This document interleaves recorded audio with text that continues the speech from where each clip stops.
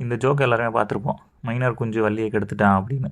அப்போ வந்து நாட்டாம என்ன தீர்ப்பு சொல்லுவார்னா, கெடுத்தவனே வள்ளியா கல்யாணம் பண்ணிக்கணும் அப்படின்னு. இதை நம்ம ஜோக்காக நினச்சோம் அப்படின்னா, இட்டாலியில் இதான் சட்டமாகவே இருந்திருக்கு.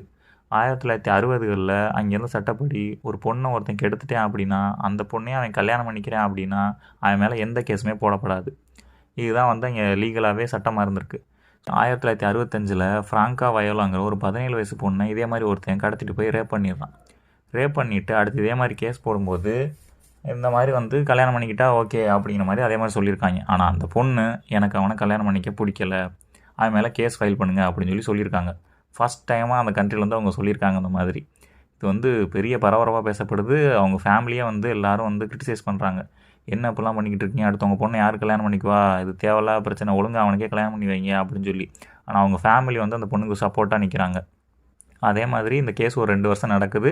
அதுக்கப்புறம் அவனுக்கு ஒரு 11 வருஷம் வந்து ஜெயில் தண்டனை கொடுத்துட்றாங்க. அதுக்கப்புறம் அந்த கேஸ் முடிஞ்சு ஒரு 15 வருஷம் கழிச்சு தான் இந்த மாதிரி வந்து ரேப் பண்ணவனே கல்யாணம் பண்ணிக்கிட்டு அவன் மேலே கேஸ் போடப்படாது அப்படிங்கிற அந்த சட்டத்தையே தூக்கியிருக்காங்க.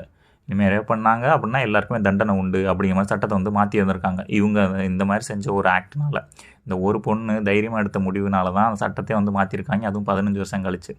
அதே நேரத்தில் இந்த பொண்ணு வந்து இந்த பிரச்சனைலாம் போய்கிட்டு இருக்கப்ப அவங்க வந்து சின்ன வயசுலேருந்து பழகின ஒரு ஃப்ரெண்டு வந்து அந்த பொண்ணுக்கு வந்து உறுதுணையாக நின்றுருக்காரு. ஸோ அதுக்கப்புறம் அந்த பிரச்சனைலாம் முடிஞ்சதுக்கப்புறம் அவரே அந்த பொண்ணை வந்து கல்யாணம் பண்ணிக்கிட்டு இருக்காரு. எனக்கு பிரச்சனை கிடையாது, நான் உண்மையாக லவ் பண்ணுறேன் அப்படின்னு. ஸோ இவங்களோட கல்யாணத்துக்கு அந்த நாட்டோட பிரசிடெண்ட்டே வந்துட்டு கிஃப்ட்டும் பண்ணியிருக்காங்க.